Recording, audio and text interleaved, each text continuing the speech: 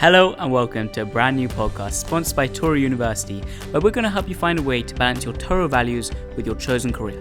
And joining us for episode 3 is Ethan Razi, a dent school student who's going to talk all things med school, dent school, choosing the right path in your college career, in your undergrad, all the way to your grad school, and how to raise a Jewish family alongside it. So, I hope you enjoy as much as I did.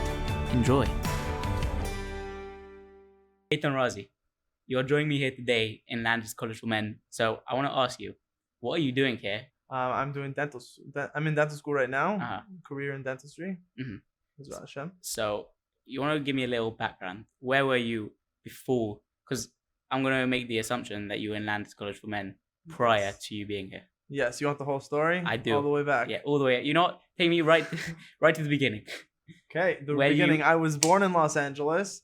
I'm originally Persian. My parents were born in Persia. No, so they moved to LA. They were actually born in Persia? Yeah. Wow. They moved when they were like 20s, in their 20s, late 20s. Yeah, they came to LA, and I was born there, Eula, for high school. And then after Eula, I actually went to Israel in Mevaseret Zion, the yeshiva there. But when you went to yeshiva, what was your plan to when you were going to college?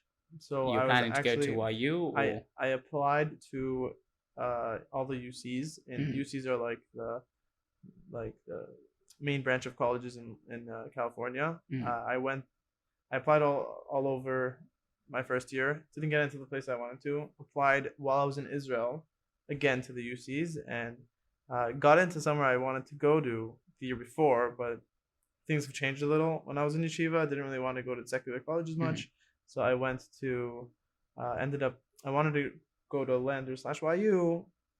My parents pushed me toward YU, went there for a little and didn't love it as much as I wanted it. So I came to Landers. And at that point, you knew you were going to be going into dentistry? No, I really wanted to be a doctor since I was about like 6. Really? Yeah. Why? What was regular medical doctor? What was the reason behind that? Reason being, I love sciences. I loved people. I loved science in general. I loved health. So, and obviously, it's very much part of it was parents. Not only Jewish but also Persian. So they like to push you into either lawyer or medical. Exactly. Okay, you got to be a doctor. But I mean, it really could have fit, and I really did love that in a way until like my first year in Landers, where I started to like double check, like, is that really what I want? Like, I did want something in the health sciences, but did I want to go through all of medical school and residency, et cetera? And did I want that lifestyle? Also, did I want to just keep going with that for the rest of my life? It's a really intense thing. I mean, I kind of also want a family. I didn't want to necessarily put my all into and you medicine, feel like, but rather, mostly I think I wanted to.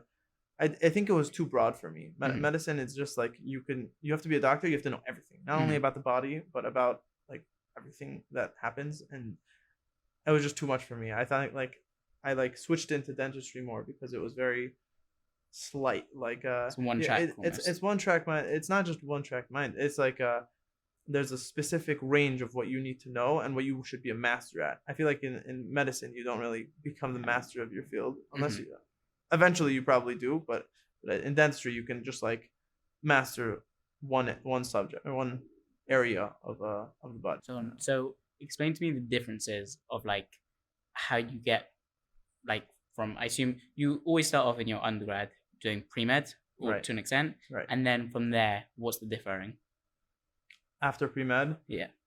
Well, so medical school is 4 years, dental school is 4 years. Medical school could be thought of as being harder. Dental school is also very challenging, not to say the least. After that, residencies for medical school usually are about 3-4 years. Dental school in New York, it's 1 year. Where I'm from in Los Angeles, there is no residency, actually. You can go straight to working. And most, I think, other places than New York, you can go straight into working, although residency might be a good idea for like 1 year. And but if you specialize in dentistry at medical school, there's also other subspecialties. You keep going with it. I'm telling you, go forever. Dentistry also you can go for a little bit. You can do residencies. I'm planning on actually applying to orthodontics. Okay. So that's like a 2-3 year program. So is that because of your experience with the orthodontist? Honestly, yes, very much. Yeah, I really did enjoy it. I was like kind of weirded out in the beginning of like I didn't even want ortho, and my mom was like, "Nah, like you should get ortho." I had a class 2. Basically, my jaw was like this, like it was like it was this way, whatever, an underbite. So I really gained a lot from that. Like I saw my teeth like actually moving and like literally moving and like my jaw actually moving forward, and it was very interesting to see the progression. And I just it did a lot for just like facial aesthetics for me, and I know it could do a lot for a lot of people. So. Interesting. I was Baruch Hashem very lucky. I never needed all my siblings needed. I never needed, but like that's what I was saying at the beginning. Like I'm terrified of the dentist. That's very lucky. Is it like if you want, I could check. It might. Yeah. That's what I was saying. I was saying to everyone to get 50% off when you listen to this. 50% off. Yeah. We'll pretty good. Maybe we should retract that. Make it 20. So hold on. So how does it make you feel that like it's the biggest, like for a lot of people, everyone says like I hate going to the dentist. Like it's like a big fear for a lot. Right. Is it an irrational fear? Do you think it's very? It could be rational. Just it's usually probably just because they've had dentists that were not nice to them. And I remember as a kid, I was like 6 years old, and I came out of the dentist bleeding all over, and I'm like, Mom, like he made me bleed, and it's just terrible. Like you don't usually have to be so crazy. It probably was my fault. I probably didn't brush so well. So it's called gingivitis. So that's what you get. But but in general, yeah. What were we talking about? Or we're talking about why people hate the dentist. Yeah. I mean, it's usually just something as a kid, something as a child, something happened, and really, it's not like that. And if you go to the dentist as an adult, it'll be much better. Because if you brush a little bit, like it could save you, and it's really not so bad. It's interesting because the only thing I ever remember about the dentist is just like the taste of latex gloves. It's awful. Literally, just like latex gloves just prodding you, and like this pig going in. Oh, it gives me shivers, but. Listen, each their own, you know. If you enjoy it, then it's good. So we delved a little bit into the fact that you said you wanted to go down this route because of your family. Like you said, you wanted to have like that balance. So right now, I'm gonna make the assumption you're married and you have a kid. I have 2 kids. Wow. A wife and 2 kids. Wow. Yeah. So by the way, I didn't ask. How old are you? I am 27. 27 right now. Just turned 27 a week ago. Wow. And I got married at 23. And that was how long into you were in semicha program at that point? I was in semicha, right? I was like a year and a half into semicha. I got married, started dating before that, a year before that. So, and then 23, I got married. Year after, had a kid before dental school. Then I just last year, March time, I had another one. So he's about 9 months old. Amazing. Wow. Yeah. So how do you find that balance? So the balance is a lot of jiggling everything, like making everything fit. So like it depends on your schedule. It depends a lot about the communication you have with your wife.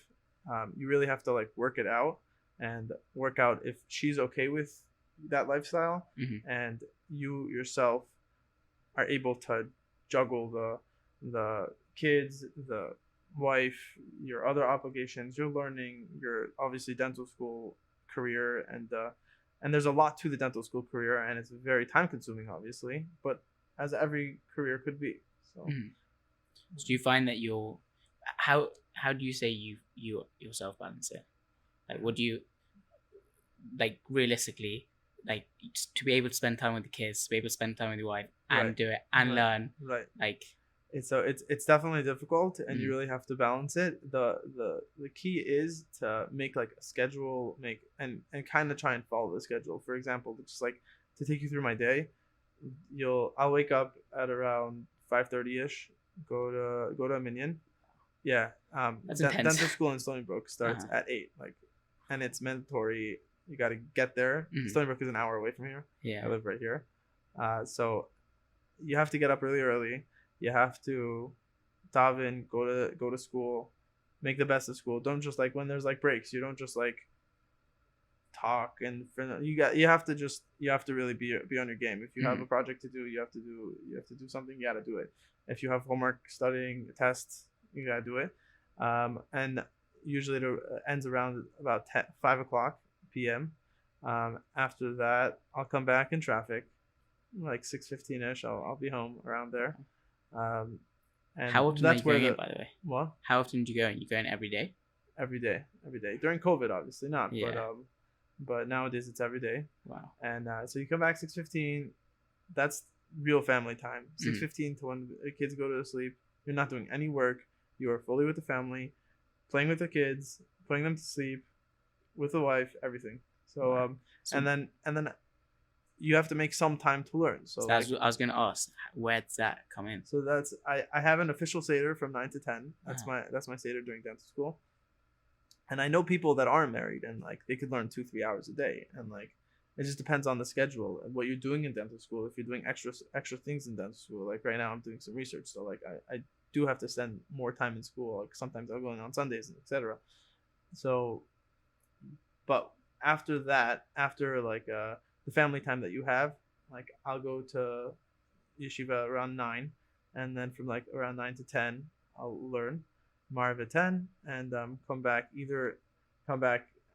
depending on whether I have a test or not, how much work I have. I would stay till who knows when, 11:30, something like that, around there, and then sleep. But that's during the week, so like there's weekends also. So Saturdays obviously I'm learning, and that's one of my big things. I try really hard not to study or do anything on Shabbat. So yeah, on Shabbat I'm just that's the biggest bracha we have. Like Shabbat is just like it's a savior. You come as a kid. I remember like Shabbat was just like it's a bit of an annoyance, Yeah.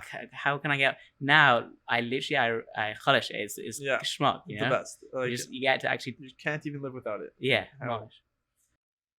So what would you say up until this point, and including like family, all of this stuff? What was the biggest challenge you faced, like within getting to this point in the career?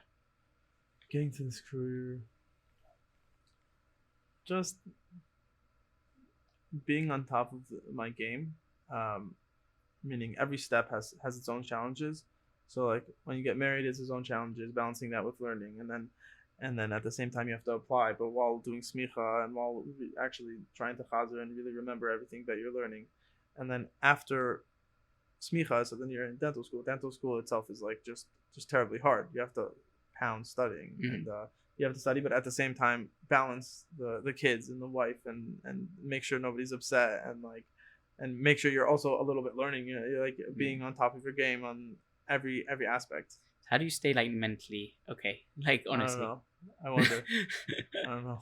It's probably my psyche. Like that's just how I work, I guess. Yeah. Yeah. Like I don't really take so many breaks. Meaning, if I need a break, I'll go to sleep. Usually, that's like my thing. I know a lot of people they need like a break, like watch a little video or something like that. Yeah. But yeah. So what would you say is like a good personality trait then? Because we're talking about the psyche. What's like a good personality trait you'd say someone should have going into med school or like dentistry? Right. Or I think organization would be the biggest thing. Yeah. Obviously you have to be smart, not a genius, but like really smart and on top of your game. You have to really study, and if you just keep on the studying and being on your game, meaning balancing which things to do when, you'll succeed in both dental, medical, or probably most other traits as well, other fields. Interesting. So what do you say people don't really know about dentistry prior to getting into dentistry? It's a very good question. Good question. Obviously they know that like the DATs and academics, just like getting A's and good at GPA, etc. is really good. I think the one thing that people kind of look over is that first of all, extracurriculars, they're important, and you have to like really strive in that.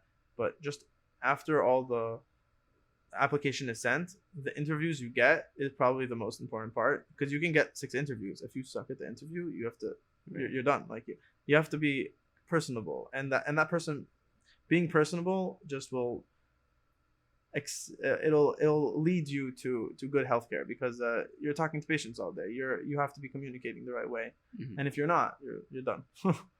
Interesting. So, looking back now, what would you say if you could have done it differently? You would have, especially like, would you have chosen dentistry straight away? Would you have gone to Landers? Would you have gone to what? Like, if you could change stuff, what would you do? I'll tell you, I really wouldn't really change it so much. If anything, I think I would have changed it years ago when I had that idea. I was like, oh, I probably should do this or I probably should do that. But I feel like Hashem like really steered me in the right direction. Yeah. And he made me go in the right path. Like and like every move that I would take, like going to Landers, it was just like a huge like going to Israel, like just like crazy. Going to Landers every step of the way. Like I wouldn't have necessarily thought I was going there. I was gonna say, by the way, like you said, you finished Landers in 2 years for pre-med. Right. How'd that happen? How'd that happen? Because I assume most people would take 4 years for pre-med, right. so like 3-4 years. Right? Yeah. So I did do APs in high school. I did 3 APs there. I took a class in YU, so that transferred over.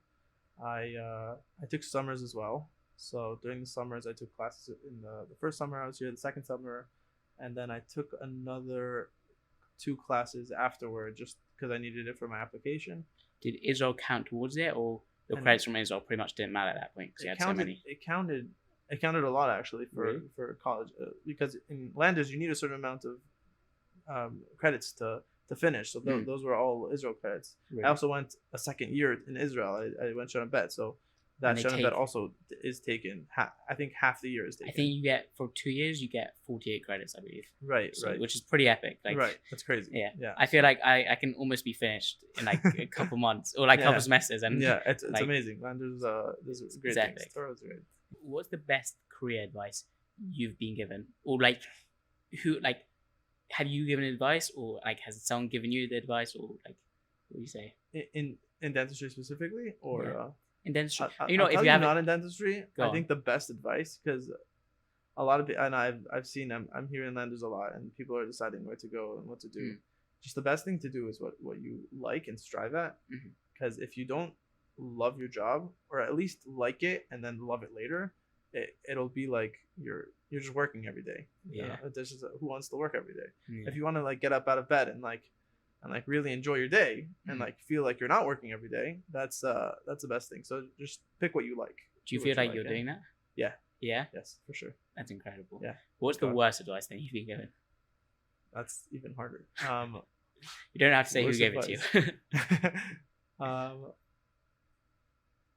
I mean, kind of the opposite. Some people have told me like, just do this, you'll make the right amount of money. Do this the right, I believe the money will come if you're good at it and you love the job. It'll be there for you. The job will make its own money. But you gotta. Introducing a brand new segment, questions from the majors. So joining us today to ask our dental questions is none other than Ethan Razi.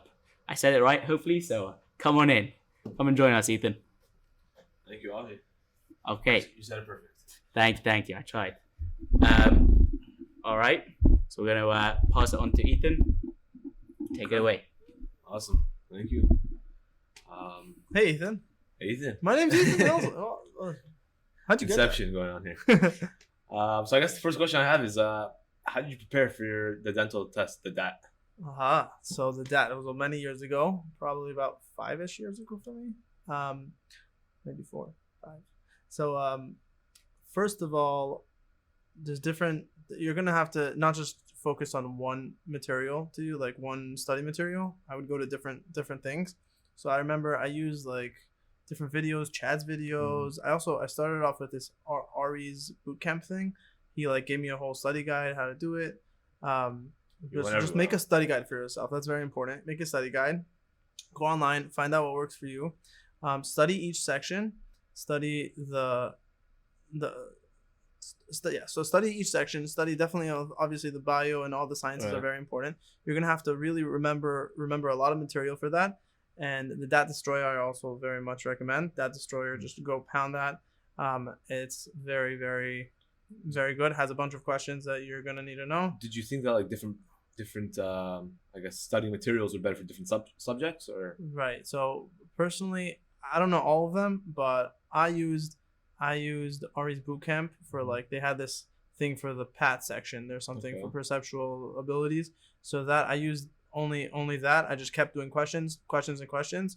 The sciences, whatever gets you the information, you have to be able to like actually understand organic chemistry and understand general chemistry, and as well as bio. So there's different books out there, and they'll tell you different things. I use Chad's videos. I also use like an AP book that I used to have for bio.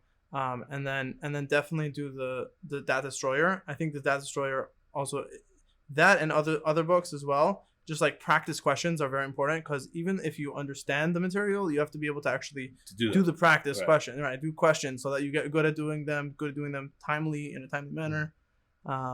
Yeah, and the reading and math, like, are on your own. I was good at math, not as good as reading, but like Right. you gotta be all over. How well did you think that college prepared you for taking the test? For the science sections, personally, the college I went to, the sciences, it prepared me a lot. Actually, I was a bio major, so bio section wasn't as hard, even though it's very vast, so you're gonna have to Right. study a ton. Chemistry, we had great teachers.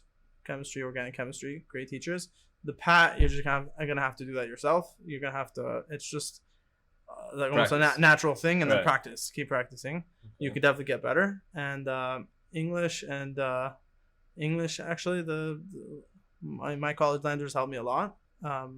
And math, that was just me.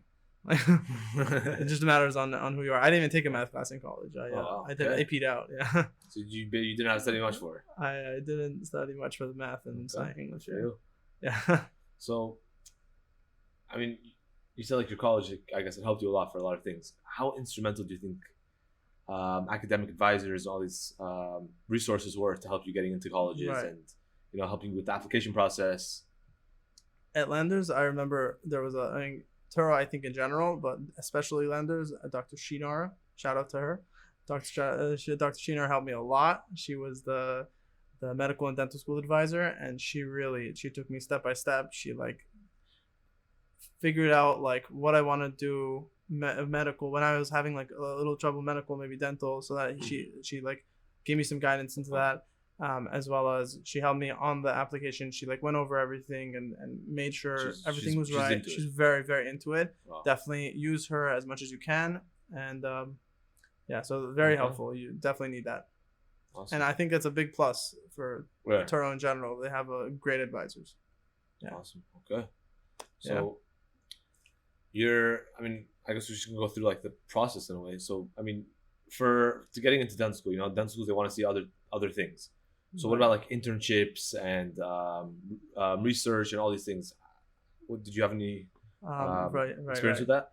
I definitely shadowed a ton. I have different family members as well. I have like, let's say 5 cousins and aunts and stuff like that were dentists. I shadowed each of them like about 10, 15 hours. And I also shadowed another one that's not a family member. Definitely get somebody that's not a family member, and I shadowed him a bunch, like at least 100 hours, I think they recommend.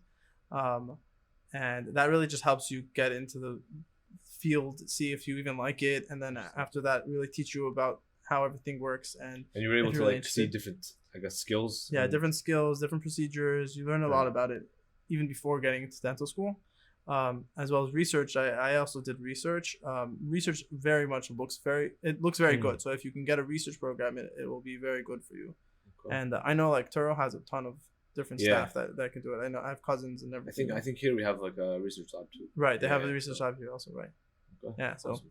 Definitely those things. And extracurricular, volunteer hours. Just go to hospitals, go to old age homes, whatever you can find. Just like do good in the world, you know. And they love that. They love it.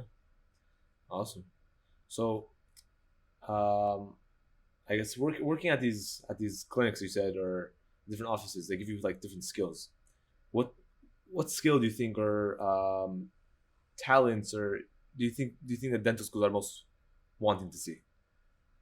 Dental schools, they want to see diversity, and specifically how you interact with different diverse people, different types of ethnicities Right. or religions, etc. Old They people, want to young know that people, right. you know how to deal with like everyone Things in that are their, gonna come in up their in the own office. way though, Right. meaning but like not just like being in your own bubble like we sometimes feel like we are and we are in. Like these volunteer opportunities, you show them that you're not just in that bubble, you also extend to other places. And Okay. So I'm just gonna slide back in. So how would you go about doing that then? As in, you say you want to be able to show that you dealt with diverse set of people. So how do you do it? right, so go to different communities, go to different and volunteer in different communities, different hospitals. Meaning, if you go to a hospital, you're not just going to be dealing with like Jewish people that are teenagers, you know, like Jewish teenagers. You'll be dealing with everyone and talking to everyone and interacting with everyone, and that's probably the most important part about patient interaction. Patient interaction just means being able to speak with everyone nicely, kindly, and in their own way. Like some people don't necessarily have those ideologies that you have. So if you, for example, like say present a procedure or something that's a little too much money, you have to figure out that like this person might not have as much money as you might have thought they had, or that. So you take that into consideration when Dealing with treatment planning what's best for them. So I mean, each patient is an individual, and each patient has differences and might like certain things, might want different things, and you have to see and find out what they specifically want. Meaning, do they want a procedure that's very aesthetic, or maybe they don't really care? Like I was just chatting with an orthodontist the other day, and there was a patient that had a very big, a lot of, basically let's call it messed up, but but he fixed it all. It was beautiful, nice. Okay, but she lost a retainer, and then a few months later she comes back with this big open bite, and she didn't care about, like, he presented other options that were like cheaper than just regular ortho, but she's like, no, I'll just take the regular retainers and just whatever the way I am right now, I'm fine with that. So different people just like have different ideas about what they want. Okay, awesome. And so I guess I know here at Landers, like a lot of people are bio majors. How important do you think that is to, going into dentistry and dental field, I guess, as a whole? Right. There's other types of majors or. Right. So I'm saying some biology is very good in a way because it prepares you a lot for the sciences that you're going to be dealing with. So it'll give you anatomy and physiology and all the other microbiology, things like that you're going to be taking in dental school, and it's going to be really tough when you take it in dental school. Even if you take it here, it'll be tough. Like I took a lot of them, and they're still tough in medical dental school. Mm-hmm. They're just a different breed, just like become really very, very difficult. But so it'll help you in a way to be a bio major. But at the same time, if you don't think that you want to do a bio major, or you don't want to necessarily focus on those things, let's say you want to be an English major, or I don't know, if you like math and accounting, or if you like I know one of our teachers is actually a psych majors. A psych major. Listen, psychology is very important to patient people interaction. To calm down, to get them to like come to the dentist even, right? Mm-hmm. To treatment plan, convince them into your treatment plan, how you're like, you're gonna save their life. Like that's more marketing at that point, I guess. Marketing is psychology. Yeah, exactly, same thing. Yeah. But every profession needs a little bit of psychology. How do you structure it then? If you wanted to do, like, for example, an English major and become a dentist, how do you structure it that you can, like, because are there sciences that you, or like courses that you have to? So there's so there's specific courses that you'd have to take, like 2 bios, 2 chems, 2 physics, not physics. Actually, physics I think also optional for some schools. Right, some schools. Orgo. There's certain things that you have to take. So you have to take those, and then you also have to take your major, whatever major you're doing. So if you're doing psych or you're doing English or something else, you have to take all the cores for that college, and for that major, and then also the extras, the core classes that you have to take for dental school. Okay. And so what year of dental school are you in right now? Third year. So what's the hardest one so far, or at least what do people say? Maybe the fourth one's gonna be the hardest, first, second, third. Right. So I think it depends on where you go and the type of person you are. What I mean by that is it depends on where you go, because certain schools, for example, a lot of people in my school in Stony Brook say that the third year is very hard. It's very, very hard. Why? Because they mix in a lot of clinical, and like you're still seeing patients and really seeing a lot of patients. I think we have like 8 sessions a week. Wow. And then at the same time you're taking a bunch of classes. So like that mix is very hard for certain people. But at the same time, some people like me personally thought the first year was the hardest, because the first year we took a bunch of medical school type of classes, and You're just also still pounding getting, information. You're also to you. getting adjusted. Right, and you're still getting adjusted, especially if you take like one gap So- year. So you're still getting adjusted. There's a lot of stuff into it. So But like, I guess for people who are probably better, let's say working with their hands, or Right. I guess more book smart, then it would also depend on that. right, very much depends on that. It also matters when that specific dental school gives you those classes. There are certain labs that you have to take, like prost, removable and fixed, Mhm. etc. Operative, that you'd have to take, which is hands on, and certain people have a much easier time. Personally, I had a much easier time in that stuff than studying and memorizing a bunch of Right. information, and some people don't. So it just depends on the person. It depends on the school.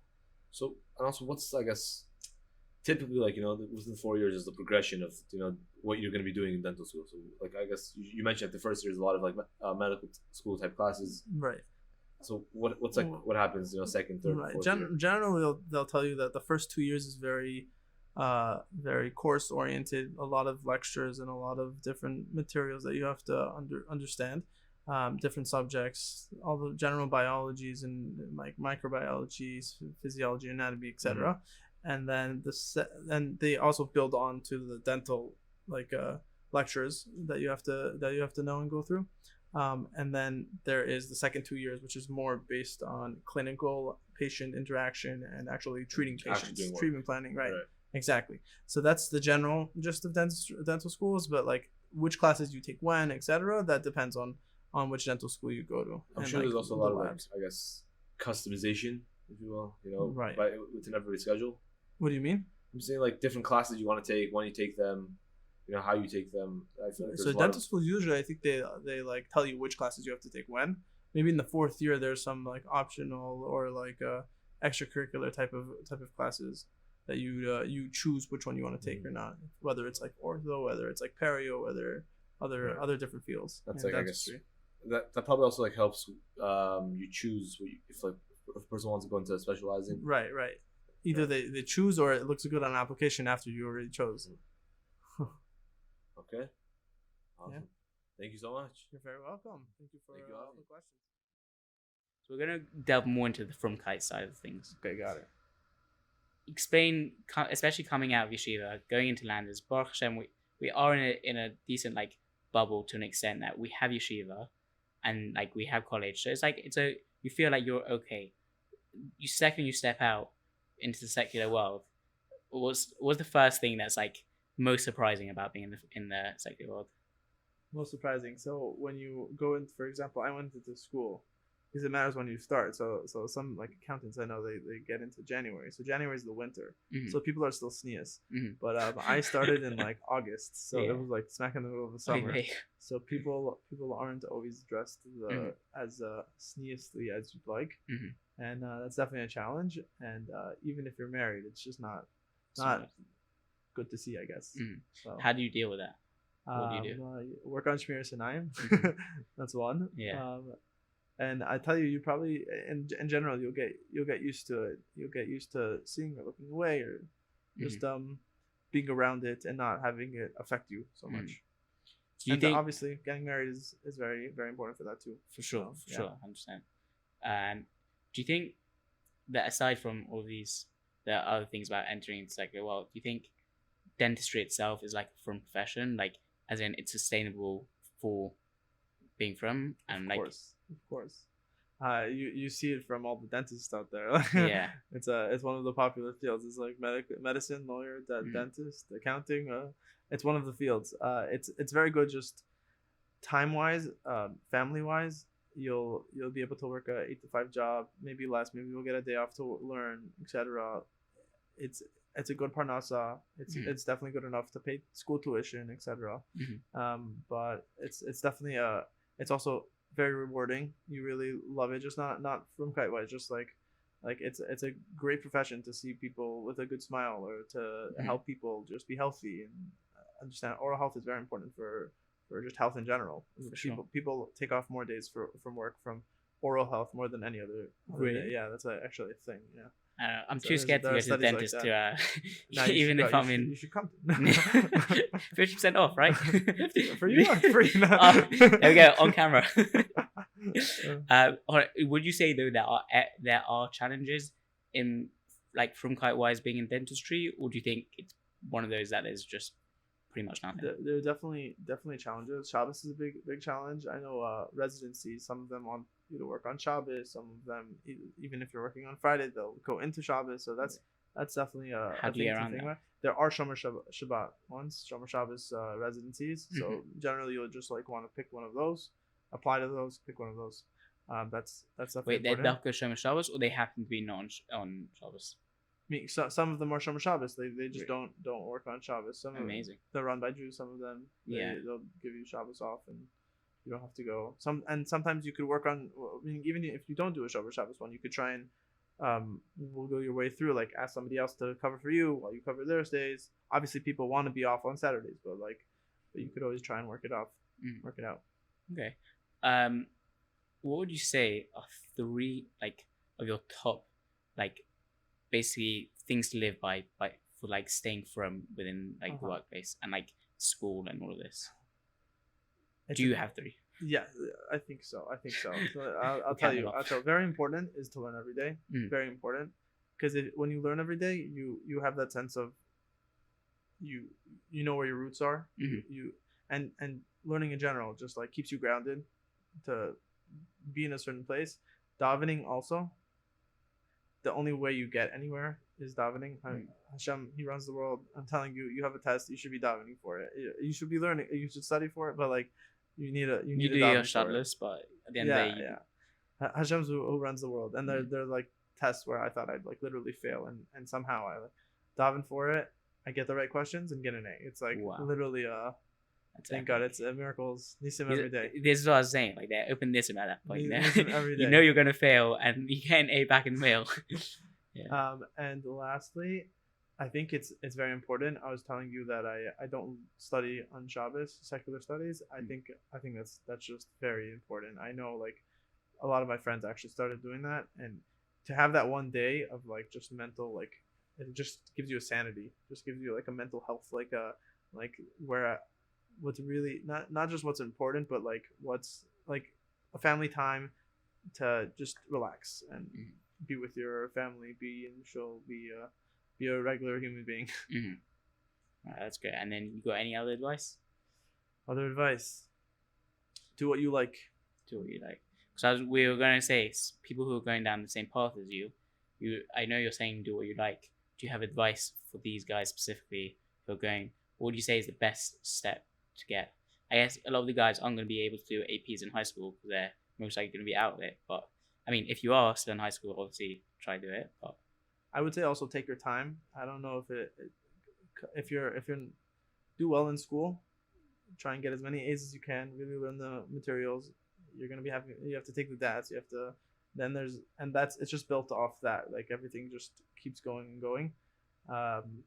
The APs don't really matter because you could take another year of school and it's not the end of the world. Nothing's gonna happen. Like you're gonna be a doctor a little later. It's fine. Like dentist, it's not the end of the world. I mean, is it not hard? Because how do you pay? This is my big question. Like, how do you pay the bills while you're in dentistry? So I assume you're not earning.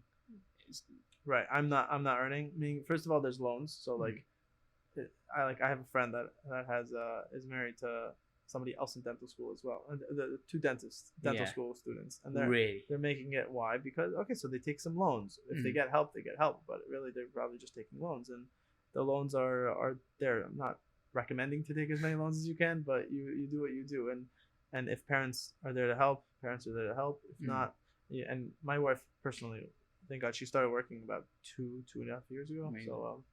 So that really helps also. 2 years, yeah. Okay, that's definitely very helpful to have some sort. Definitely. Because I think that's a big fear for people going into any med school or dentistry or PhD or whatever, Right.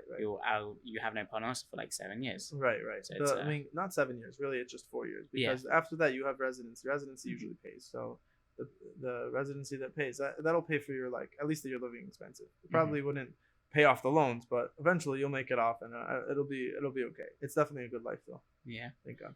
Okay, so we're gonna end with a couple shtick questions that we're gonna nice. try implement here. Okay, Ooh.